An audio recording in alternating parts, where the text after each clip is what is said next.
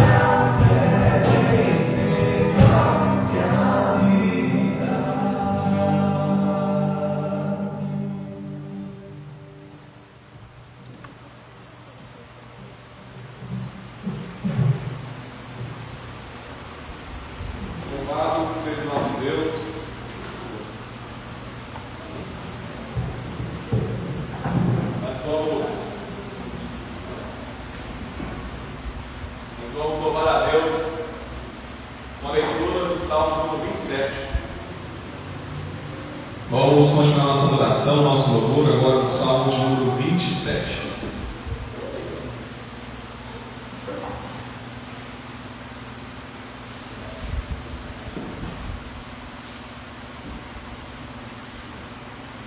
Salmo de Davi, Salmo de número 27.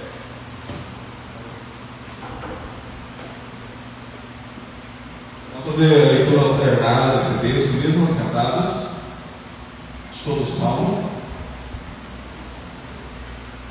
Salmo de número 27 é alternado. O Senhor é a minha luz e a minha salvação. De quem terei medo? O Senhor é a fortaleza da minha vida. A quem temerei?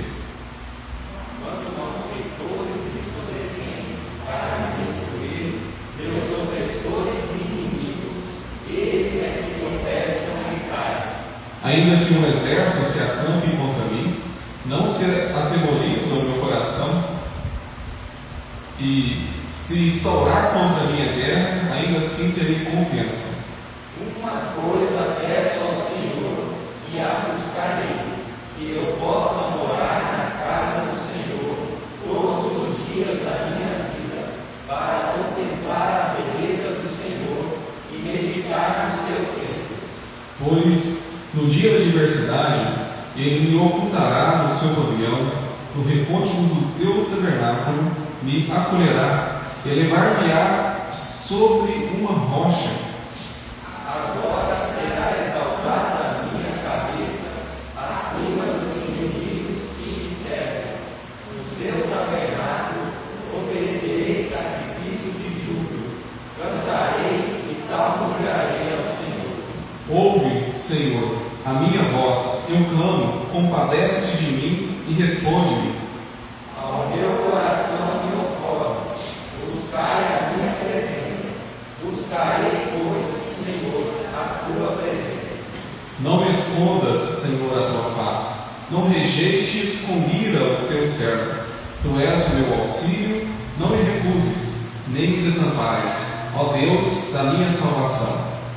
Porque se meu pai e minha mãe me desampararem, o Senhor me acolherá. Ensina-me, Senhor, o teu caminho, guia-me por vereda plana, por causa dos que me espreitam. Não me deixes à vontade dos meus adversários, pois contra mim se levantam falsas testemunhas, e os que só respiram crueldade. Eu creio que verei a bondade do Senhor na terra dos viventes. Espera pelo Senhor, tem bom ânimo, e fortifique-se o teu coração. Espera, pois, pelo Senhor. Amém. Esse salmo nos fala da preciosidade da presença do Senhor em nosso meio, em nossa vida, como nós podemos buscá-lo e encontrá-lo aonde quer que estejamos. Nós temos também o privilégio de buscá-lo na casa do Senhor, no tabernáculo, a presença do Senhor, e com ele encontrar uma rocha segura para podermos seguir como peregrinos. O Senhor é um Deus presente, Ele não desampara, Ele, ainda que tudo à nossa volta pode nos frustrar, pode ser para nós algo que nós às vezes vamos não poder confiar continuamente e totalmente, mas no Senhor não há frustração, há confiança plena, há confiança contínua, e no Senhor nós podemos encontrar tudo aquilo que nós precisamos enquanto estamos aqui nessa terra estranha. O Senhor é esse Deus Todo-Poderoso. Espera pelo Senhor, tenha ânimo, fortifica o teu coração, espera então no Senhor. Vamos continuar nossa oração, agora em forma de cântico. Vamos louvar a esse Deus presente, esse Deus amigo, cantando a Deus o hino 113. Aqueles que puderem ao som do piano, ficarmos em pé e cantarmos o hino 113.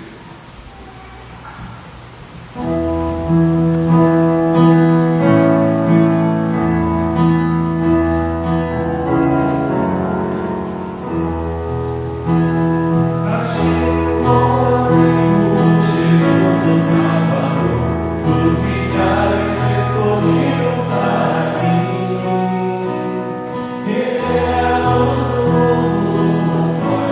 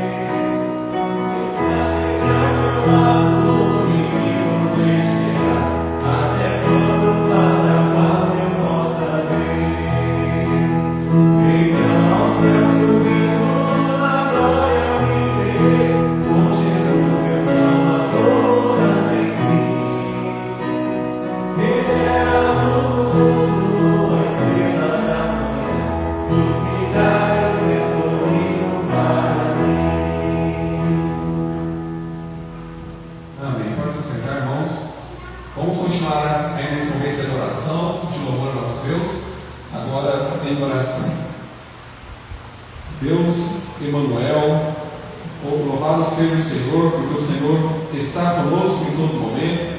O Senhor, ó Deus, está em nosso meio, enquanto nós te buscamos, enquanto nós levantamos as nossas vozes para cantar, enquanto nós abaixamos nossas cabeças para orar. O Senhor, ó Deus, está aqui conosco. O Senhor já está conosco antes de acordarmos, quando acordamos, quando, ó Deus, vamos fazer qualquer primeira coisa no dia, o Senhor já está ali conosco. O Senhor nos acompanha diuturnamente, e o Senhor, ó Pai, é para nós aquele que é a presença que mais importa em nossa vida. Mas te agradecemos e te louvamos, ó Deus, por ser esse Deus poderoso, tão grande e ao mesmo tempo um Deus que nos acolhe, que nos abraça, que nos protege. Louvado seja o seu nome, engrandecido seja o Senhor por todas as suas grandes obras e por tudo que o Senhor é, em nome de Jesus. Amém. Vamos fazer a leitura agora em Hebreus, capítulo número 12. Livro Carta aos Hebreus, capítulo número 12.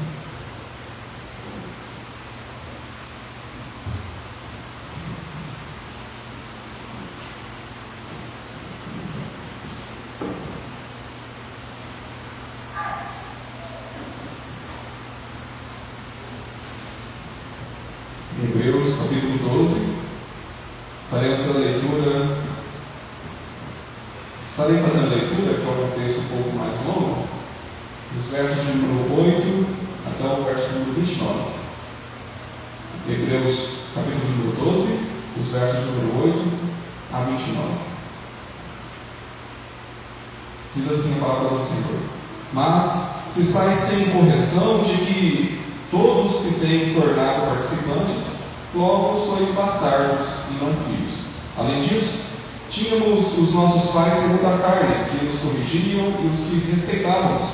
Não havemos de estar em muito mais submissão ao Pai espiritual e então viveremos?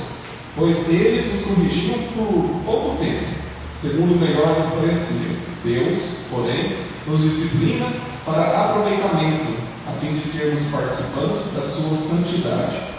Toda disciplina, contudo, no momento não parece ser motivo de alegria, mas de tristeza. Ao depois, entretanto, produz fruto pacífico aos que têm sido por ela exercitados, fruto de justiça. Por isso, restabelecei as mãos descaídas e os joelhos trôpegos, e fazei caminhos retos para os pés, para que não se extravie o que é manco, antes seja curado. Segui a paz com todos e a santificação, sem a qual ninguém verá o Senhor, atentando diligentemente, porque ninguém seja faltoso, separando-se da graça de Deus, nem haja alguma raiz de amargura que, brotando, vos perturbe, por meio dela, muitos sejam contaminados. Nem haja algum impuro ou profano, como foi Esaú, o qual, por um respato, vendeu o seu direito de primogenitura. Pois sabeis também que, posteriormente, querendo herdar a bênção, foi rejeitado, pois não achou lugar de arrependimento, embora com lágrimas o tivesse buscado. Ora, não tendes chegado ao fogo palpável e ardente, e a escuridão e as trevas e a tempestade, e ao clamor da trombeta e ao som da palavra tais, que tantos os ouviram, suplicavam que não se lhes falasse mais, pois já não suportavam o que lhes era ordenado. Até o animal, se tocar no monte, na verdade, de tal modo era horrível o espetáculo que Moisés disse: sinto-me aterrado e tremo, mas tendes chegado ao monte Sião e à cidade de Deus, do Deus vivo, a Jerusalém celestial, e a tais hostes de anjos e a universal assembleia, a igreja dos primogênitos arrolados nos céus, e a Deus, o juiz de todos, e aos espíritos justos aperfeiçoados, e a Jesus, o mediador da vossa aliança, e ao sangue da aspersão, que fala coisas superiores ao que fala o próprio Abel. Tende cuidado, não recuseis ao que fala, pois se não escaparam aqueles que recusaram ouvir que quem divinamente os advertidos sobre a terra, muito menos nós, os que nos desviamos daquele que dos céus nos adverte, aquele cuja voz abalou, então, a terra. Agora, porém, ele promete dizendo: ainda uma vez por todas farei abalar não só a terra, mas também o céu. Ora, essa palavra, ainda uma vez por todas, significa a remoção destas coisas abaladas, como tinham sido feitas, para que as coisas que não são abaladas permaneçam. Por isso, recebemos nós um reino inabalável. Retenhamos a graça pela qual servamos a Deus de modo agradável, com reverência e santo temor, porque o nosso Deus é fogo consumidor. O autor dos Hebreus, nesse texto, ele está nos dando a necessidade de entendermos a importância da disciplina, da justiça de Deus em nossas vidas, a repreensão, e como as palavras de Deus são para nós justificativa suficiente para aceitarmos as disciplinas de Deus em alegria. Ele vai dar exemplo daqueles que a rejeitaram e vai dar exemplo daqueles que a tiveram com o êxodo cumprido. E ele vai dizer então a necessidade de observarmos que Deus é justo e que nós devemos sim buscar esse Deus justo e aceitá-lo como Deus que também disciplina, que nos ama, nos dando às vezes algum castigo, nos dando às vezes alguma forma, uma repreensão. E em tudo isso, o verso 28 diz que nós devemos observar a Deus em reverência. Em tudo isso devemos observar a Deus de forma agradável, porque Deus é Deus misericordioso, Deus de amor, mas Deus é fogo consumidor. Nós nos lembramos com facilidade no texto de João, quando nós lembramos que Deus é amor. Nós fazemos até músicas para as crianças, mas às vezes nós não fazemos músicas para as crianças com essa expressão: Deus é fogo consumidor. Mas no mesmo quantidade, qualidade e plenitude, Deus é amor, e na mesma quantidade e plenitude, Deus é fogo consumidor. E é por isso que nós devemos tremer diante dele em reverência. Nós vamos fazer isso em forma de oração, reconhecendo que ele está no nosso meio agora e que nós temos a oportunidade de confessar a ele os nossos pecados. Então, tenha agora esse momento de liberdade com Deus, fale com ele, converse com ele. Depois de alguns instantes, eu quero pedir ao nosso irmão presbítero Tadeu que quebre o silêncio, agradecendo a certeza de que o sangue de Cristo é suficiente para perdoar os nossos pecados.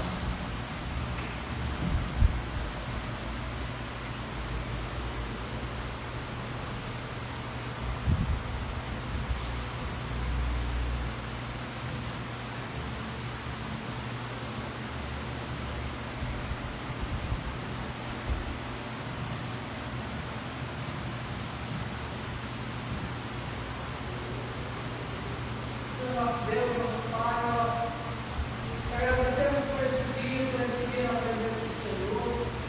Te agradecemos, Senhor Deus, porque cremos firmemente que o Senhor está aqui nesse lugar, na sua casa de oração. E nessa oportunidade nós queremos nos declarar mais uma vez diante do Senhor. Nós somos pecadores, que somos miseráveis, Senhor Deus, que somos insuficientes a nós, para que de nós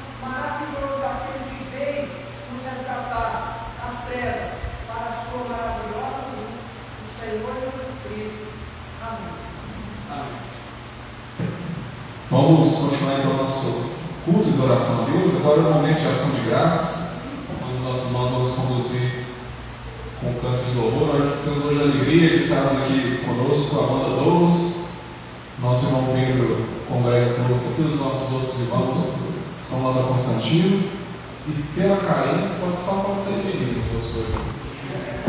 Nós temos aí a banda Douros hoje ministrando junto conosco com alegria e louvor.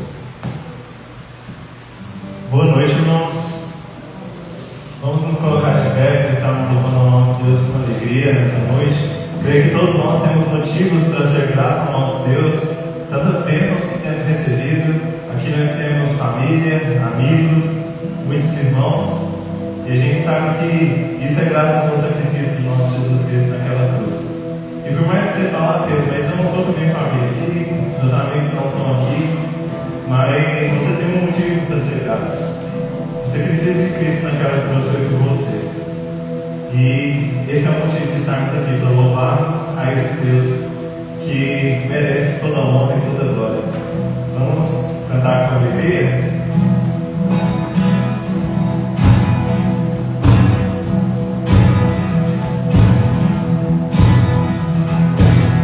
Eu sou grato por tudo que tenho, o tesouro maior desse mundo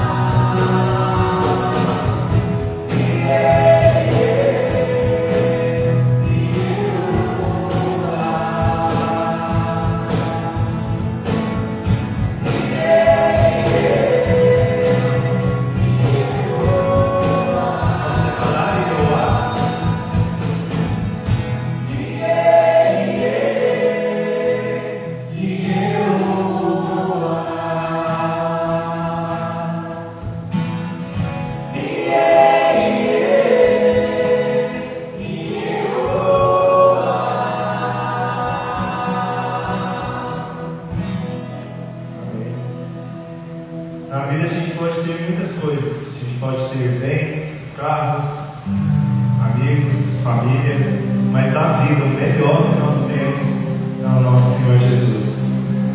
A gente pode perder tudo, a gente pode perder até a nossa saúde, mas a garantia da salvação a gente não perde. E da vida, o melhor que nós podemos ter é isso. É uma nova vida que nós temos, uma família, a alegria de podermos estar aqui nessa noite, em comunhão, nesse momento onde a gente se coloca na presença do nosso Deus para declarar que para nós Ele é da vida o melhor que nós podemos ter.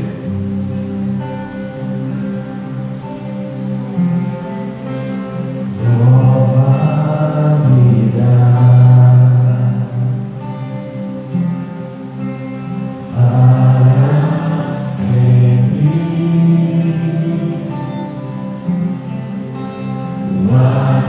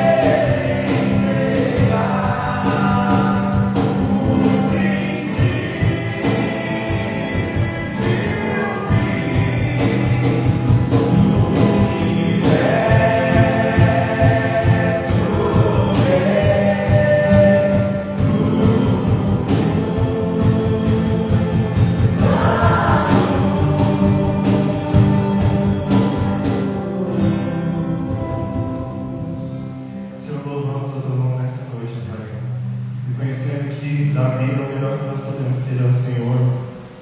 E nós dizemos aqui nessa noite, Pai, que nós aguardamos ansiosamente a Tua vinda.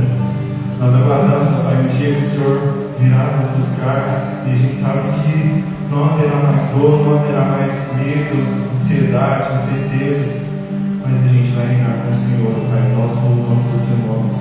Nós declaramos que o Senhor é o Rei.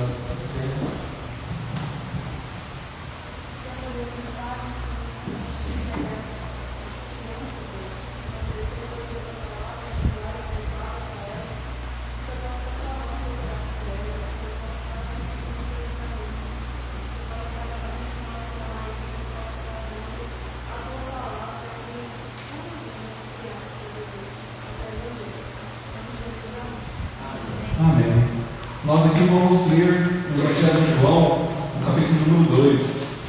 Vamos abrir então nossas Bíblias no Evangelho de João, capítulo número 2, dando continuidade assim aos nossos estudos nesse Evangelho tão precioso. Hoje nós vamos ver então a parte número 13 até o versículo número 22. Evangelho de João, capítulo número 2, os versos de número 13 até o verso de número 22. Estarei fazendo a leitura, peço que os irmãos acompanhem. Diz assim a palavra do Senhor: Estando próximo à Páscoa dos judeus, subiu Jesus para Jerusalém e encontrou no templo os que vendiam bois, ovelhas e pombas, e também os cambistas assentados. Tendo feito um azorrague de cordas, expulsou todos do templo, bem como as ovelhas e os bois, derramou pelo chão o dinheiro dos cambistas, virou as mesas e disse aos que vendiam as pombas: Tirai daqui estas coisas, não façais da casa de meu pai casa de negócio. Lembraram-se os seus discípulos de que está escrito: O zelo da tua casa me consumirá. Perguntaram-lhe, pois, os judeus: Que sinal nos mostras para fazeres essas coisas? Jesus lhes respondeu: Destruí este santuário e em 3 dias o restaurarei. Replicaram os judeus: Em 46 anos foi edificado este santuário, e tu em 3 dias o levantarás? Ele, porém, se referia ao santuário do seu corpo. Quando, pois, Jesus ressuscitou dentre os mortos, lembraram-se os seus discípulos de que ele dissera isso, e creram na Escritura e na palavra de Jesus. Jesus, obrigado por essa palavra, obrigado por o Senhor nos permite relembrar aquilo que o Senhor fez, ó Deus, aqui, durante o seu ministério. Pedimos que o Espírito Santo do Senhor nos dê o entendimento, conforme o Senhor assim quis que acontecesse, ó Pai, aqueles que presenciaram tudo isso, e que hoje, ó Deus, nós aqui olhando as suas Escrituras, possamos também tirar as lições necessárias para a nossa vida diante do Senhor em reverência. Nós assim te pedimos em Jesus Cristo. Amém. Irmãos, nós temos um texto que vem seguido de uma outra festa. Nós vemos que no começo do capítulo 2 nós temos Jesus Cristo na festa do casamento lá em Caná da Galileia. E lá nós vemos Jesus Cristo sendo apresentado como um Deus muito bondoso, um Deus de misericórdia, um Deus que não permite com que aquela festa se tornasse em vexame, se tornasse em desonra, porque estava acabando o vinho. Então Deus ali demonstra o seu atributo como um Deus de misericórdia. Ele demonstra ali um Deus bondoso. Às vezes nós estamos muito acostumados como igreja evangélica a ouvir música e a ouvir sermões, onde que esse atributo de Deus ele é totalmente mais visto, mais pregado, mais bem falado. E quando nós vemos nesse mesmo capítulo Jesus Cristo indo para uma outra festa, para a festa da Páscoa, nós vemos um outro aspecto, um outro atributo de Deus, que é a justiça, a santidade de Deus. Então esse mesmo Deus, um Deus misericordioso, um Deus de amor, um Deus de bondade, é também o mesmo Deus de santidade, um Deus de justiça, um Deus de ira, um Deus cujo fogo consumirá. Esse texto então, que nós temos aqui é um texto que consegue nos mostrar que Deus se importa sim com a sua santidade, e com essa santidade ele executa juízo sobre as pessoas. No verso de número 13 nós temos a narração de João, que Jesus Cristo estava próximo então a participar da Páscoa dos judeus. O que era a Páscoa dos judeus? Os irmãos bem conhecem, eu não vou gastar aqui muito tempo falando, mas só fazer a observação no texto que nós temos de João, do capítulo 1, capítulo 2 até agora.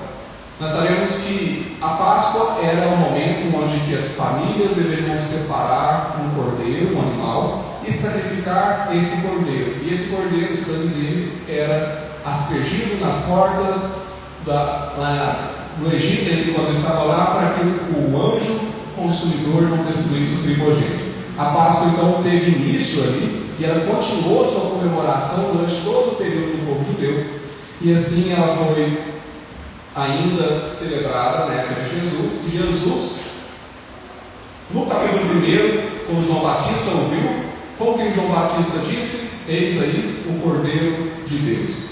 Então ele é o próprio Cordeiro da Páscoa, agora participando da Páscoa. Ele é o próprio Cordeiro de Deus, agora participando dessa festa tão importante. A Páscoa judaica era um evento extremamente importante. Se você é homem, se você é nascido nessa época de Jesus Cristo, e se você morava a 30 quilômetros de Jerusalém, você era obrigado a participar da Páscoa. Obrigado, Paulo. Então você era obrigado a estar ali na Páscoa judaica, se você morasse a 30 quilômetros. Se você morasse mais longe disso, você deveria participar pelo menos uma vez da sua vida desse momento, dessa festa tão importante. Jerusalém era uma cidade grande, uma cidade populosa. Ela era a capital, onde que tinha ali o reino dos judeus. E por ser populosa já tinha uma movimentação, já tinha um comércio, já tinha muitas pessoas. Mas nesse momento dessa festa, essa população triplicava, ela aumentava muito. Então, se tínhamos ali 100 mil pessoas, nesse momento nós tínhamos 300 mil, 400 mil pessoas movimentando essa cidade. Então, esse é o contexto dessa festa na Páscoa, a qual Jesus Cristo estava participando. O verso número 14 vai nos trazer uma outra informação. Diz que nesse momento da festa da Páscoa existiam pessoas que tinham comércio. Eu quero pensar primeiramente e dar motivos da existência desse comércio. Imagine que você morasse então a 30 quilômetros de Jerusalém e você iria participar. Só que você tem sua família, tem seu filho, seus filhos, a sua esposa, e você no máximo que tem um cavalo, um burrinho, para poder chegar até Jerusalém. Como que eu faço para fazer 30 quilômetros naquele calor, naquele deserto, naquela dificuldade que não tinha estradas, com animais? Deveria levar a comida da minha família, deveria levar a comida dos meus filhos. Além de tudo, eu tinha que levar a criação e comida para a criação, água para a criação. Não era muito difícil. O que era mais cômodo, o que era mais fácil e o que era necessário você fazer. Ao invés de levar o seu sacrifício, quando você chegasse em Jerusalém, você compraria o seu sacrifício em Jerusalém. Ao invés de levar um animal, você leva moedas. E lá com as suas moedas você faz o câmbio, você faz a troca. Acontece que, sabendo disso, os sacerdotes, as figuras religiosas da época, fizeram disso um comércio. As pessoas que já sofriam, as pessoas que já tinham as dificuldades de peregrinação, a dificuldade dessa romagem, além de tudo, ao chegar em Jerusalém, encontrava um outro obstáculo. Onde comprar um animal? Se você comprasse um animal que não estava dentro do templo lá em Jerusalém, e fosse comprar nas vizinhanças de Jerusalém, o animal talvez estaria R$10. Mas ao levar esse animal ao sacerdote, ele teria que avaliar esse animal, ele ia dizer: não, esse animal não está legal não. Ele é branco, ele é coxo, ele tem manchas. Eles não davam nenhum, eles não avaliavam animais, não eram comprados dentro do templo. O animal que era comprado fora do templo custava R$10. Dentro do templo, o mesmo animal era R$30, R$40. Eles forçavam as pessoas a comprarem os animais no templo, porque senão você iria gastar dinheiro à toa comprando fora do templo. Se você era um judeu, só que você morava em uma província onde a moeda não era os ciclos, as moedas correntes dos judeus. Você tinha uma moeda que era dos romanos, dos gregos, e você só tinha essa moeda. Essa moeda não era aceita dentro do templo. Essa moeda era profana, era uma moeda de gentio. Ela não era aceita no templo. O que você precisava? Precisava trocar, vamos pensar no nosso tempo, trocar o real pelo dólar. Ao trocar o real pelo dólar, que era só o dólar que era aceito dentro lá do templo, eles cobravam 25%, 15%, 30% a mais desse câmbio. É por isso que existia cambista. Então tudo fazia com que as coisas fossem mais difíceis. A igreja, os sacerdotes, os líderes religiosos que deveriam fazer com que esse momento de adoração, esse momento solene, dessa festa tão importante que prefigurava a vida do Cristo, o sacrifício de Cristo, esse momento que deveria ser de adoração se tornou um momento de comércio, momento onde as pessoas, ao invés de ter alívio de adoração diante de Deus, eram sobrecarregadas de regras e mais regras comerciais. E aquele povo que já sofria, pois eram escravos de Roma e tinham impostos enormes diante de Roma, também tinha mais impostos diante daqueles que deveriam estar protegidos eles. aqueles que deveriam estar ao lado deles e cuidando de suas feridas. É o que aconteceu aqui. O verso 14 então explica isso, que existiam esse tanto de pessoas. E aí então nós conhecemos e entendemos o verso 15, porque Jesus Cristo não pega um chicote então. O chicote que está nas mãos de Cristo não é porque ele é simplesmente alguém que não gostou de ver a casa de Deus sendo tratado daquele jeito. O chicote nas mãos de Cristo, no verso 15, é para realmente purificar, expurgar a essas pessoas que estão fazendo a casa de Deus um local de comércio. Existe um outro contexto ainda pior do que esse aqui. Quando nós pensamos no templo de Jerusalém, nós devemos pensar como ele era repartido. Nós tínhamos um local chamado Santo dos Santos, que se pudesse ser esse local que nós estamos aqui, esse local que eu estou aqui, e aqui teria uma cortina espessa, mais ou menos da grossura desses tijolos aqui, uma cortina assim. Aí onde os irmãos estão é os santos, que aqui só o sumo sacerdote entrava, aí só os sacerdotes ficavam. Tinha um outro pátio, que era o pátio dos judeus, só homens podiam participar dos pátios dos judeus. Tinha um outro pátio, que era o pátio das mulheres, ali só as mulheres poderiam ficar. E tinha um outro pátio mais à periferia de toda do templo, que era o pátio dos gentios, dos povos. Que é isso? Você é um romano, se converteu ao judaísmo, e agora você pode congregar nesse local, lá longe do Santo dos Santos, lá longe do lugar santo, que é o pátio dos gentios. Esse local, segundo Marcos capítulo 11, é o qual, na narração desse texto aqui, é chamado de casa de oração. Era no local dos gentios, onde era chamada casa de oração, e é nesse local que era onde estava acontecendo esse comércio. Esse comércio não acontecia no pátio das mulheres, nem dos judeus, mas acontecia no pátio dos gentios.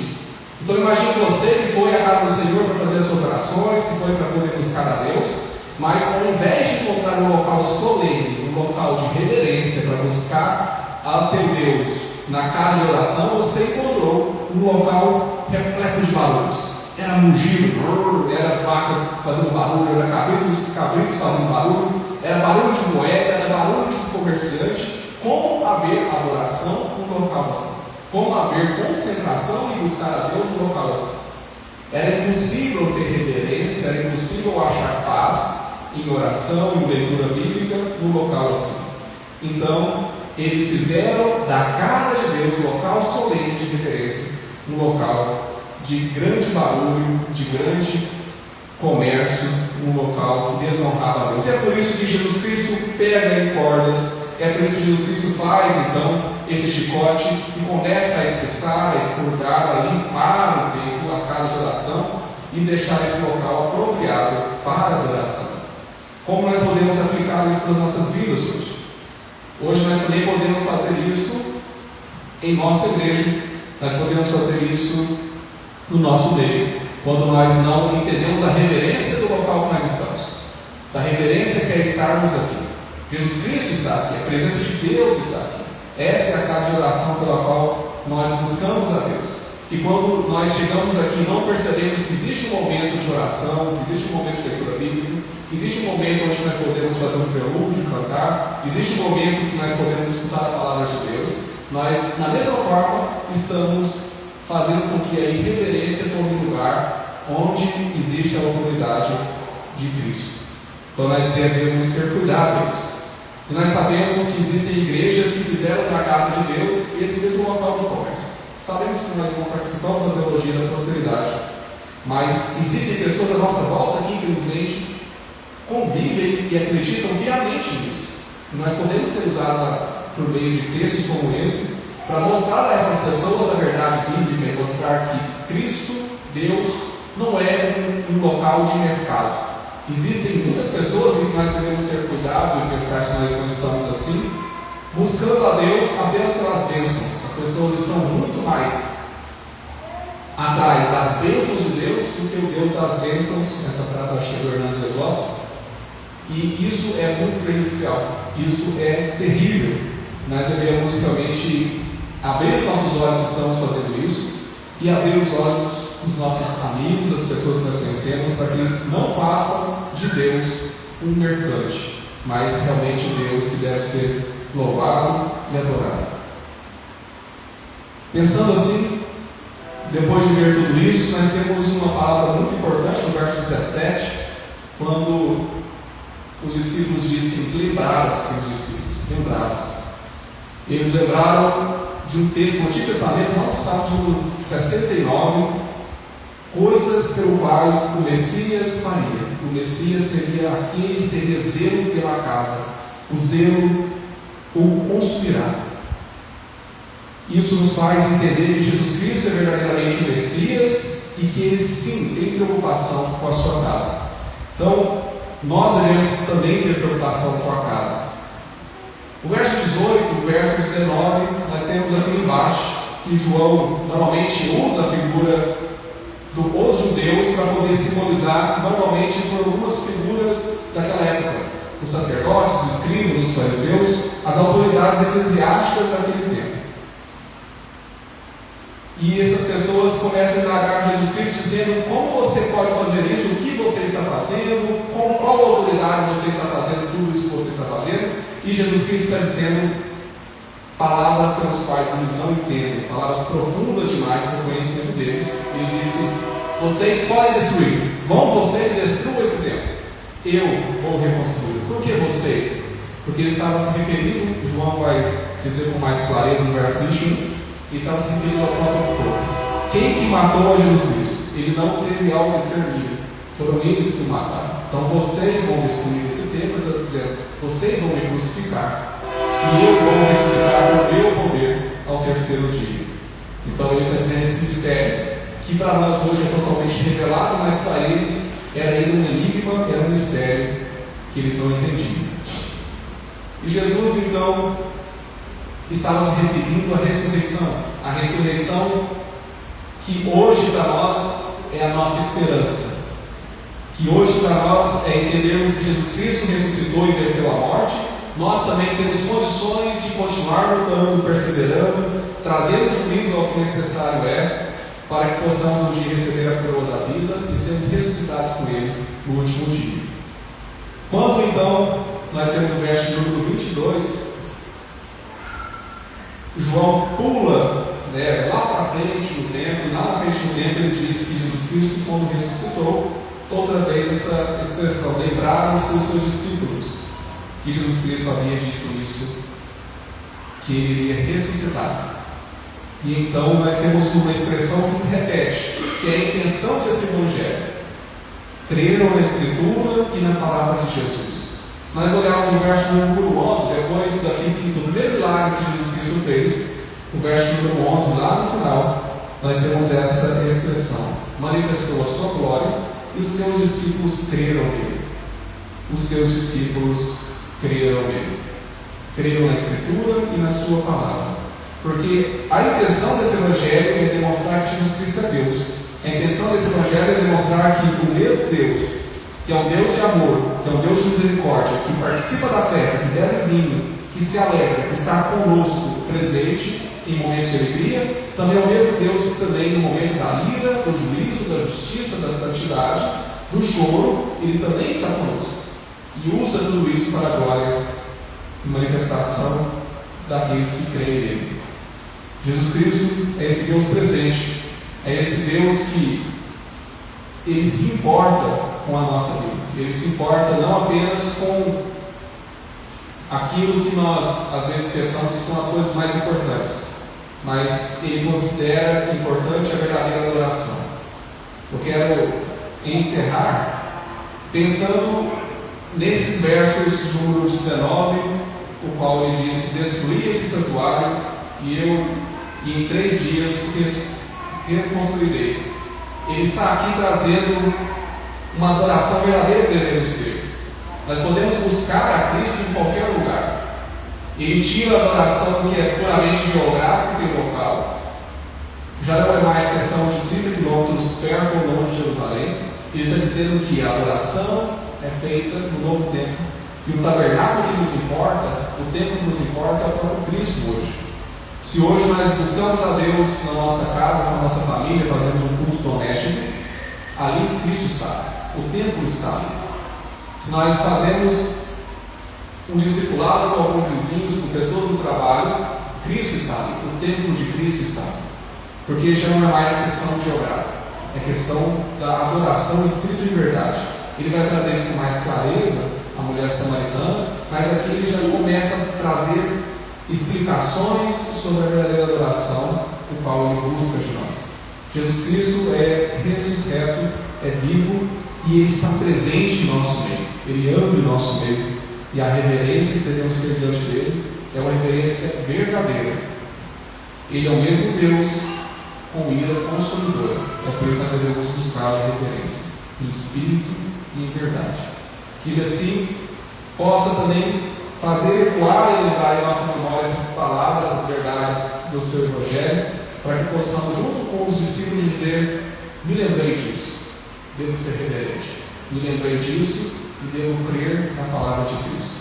Que assim nos abençoe. Em nome de Jesus Cristo, nós agradecemos Ele por essa palavra. Amém. Nós vamos encerrar o culto solene, o culto com reverência nós prestamos ao nosso Deus, em uma oração. Quero pedir ao nosso irmão Dona Jandira que faça a oração final.